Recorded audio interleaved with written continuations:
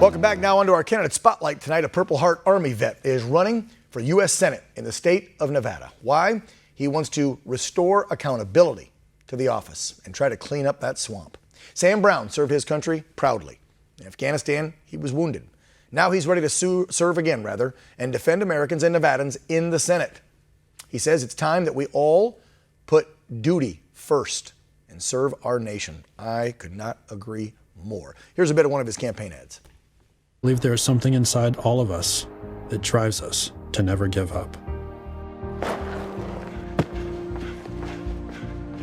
Whether at the highest peak or the lowest valley, I think each American is uniquely here in this country at this time for a reason and a mission. When I was in the 1st Infantry Division, our motto was, no mission too difficult, no sacrifice too great, duty first.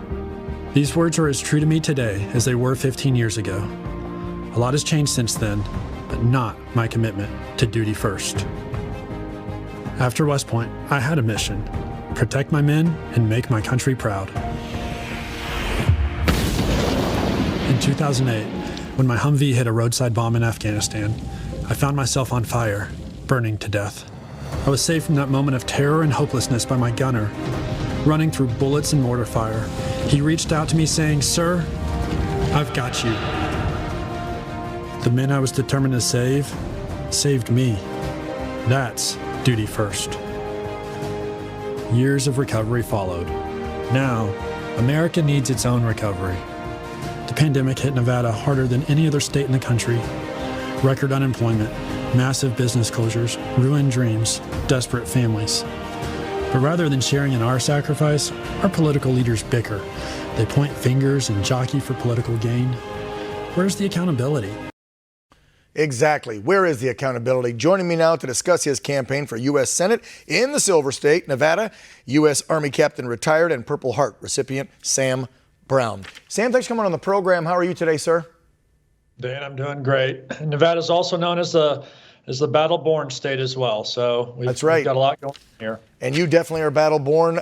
You chewed some dirt over there. You were injured. I heard you almost lost your life how many different times while they were trying to piece you back together at Walter Reed. You're a fighter. You survived it. And now you're trying to fight for Nevadans. I used to live in Vegas for about 6 years.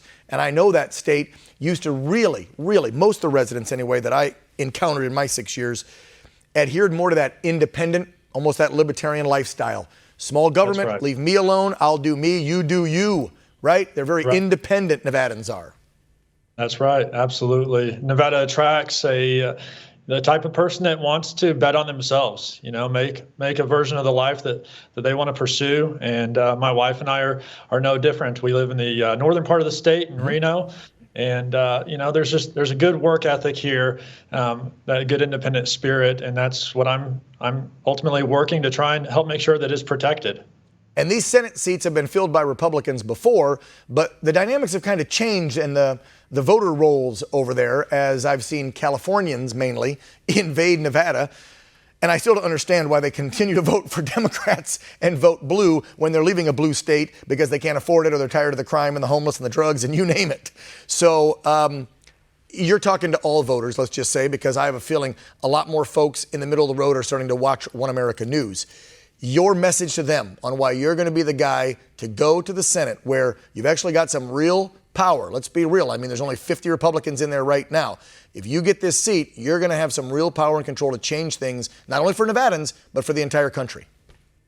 Yeah. And, you kind of led the segment with talking about accountability. And that's what I'm really about, is restoring accountability back to the people. Right now, I'd say that most Americans, most Nevadans, anyone who participates in the voting process is at best afraid that our political leaders are accountable to DC, special interest, maybe even party leadership. And those groups don't have our best interest in mind.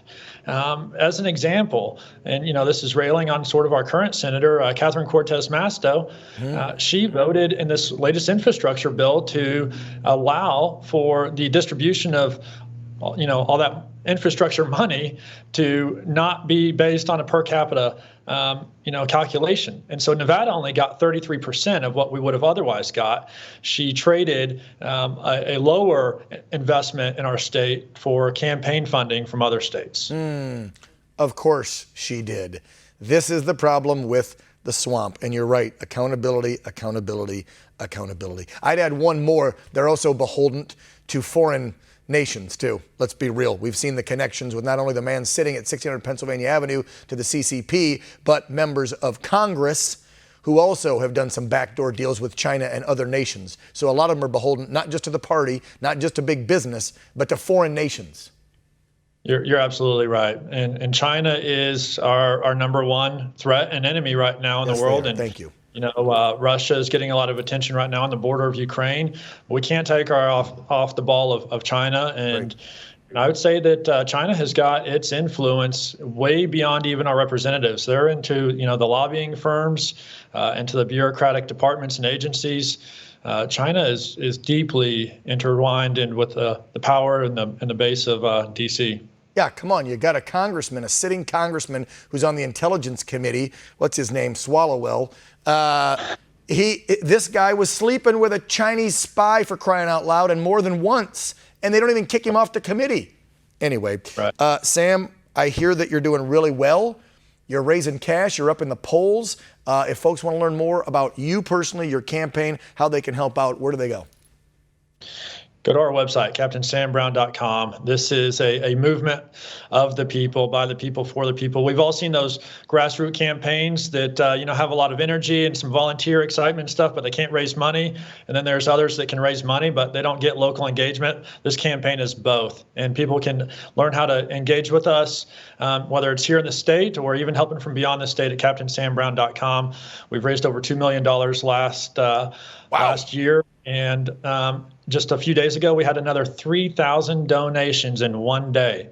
So the snowball is rolling. You're killing it. If people don't understand fundraising, you're doing a great job because, folks, the other side's going to throw millions at this seat to keep it. So Sam needs your help. Sam, I want to say as a vet as well, thank you, brother, for your service. Thank you for just fighting through everything you went through, making a comeback, and now wanting to serve again. It is a true, true testament to someone's patriotism for this country. Thank you, Sam Brown. Take care. Thank you, Dan. Thanks for your service. Yep.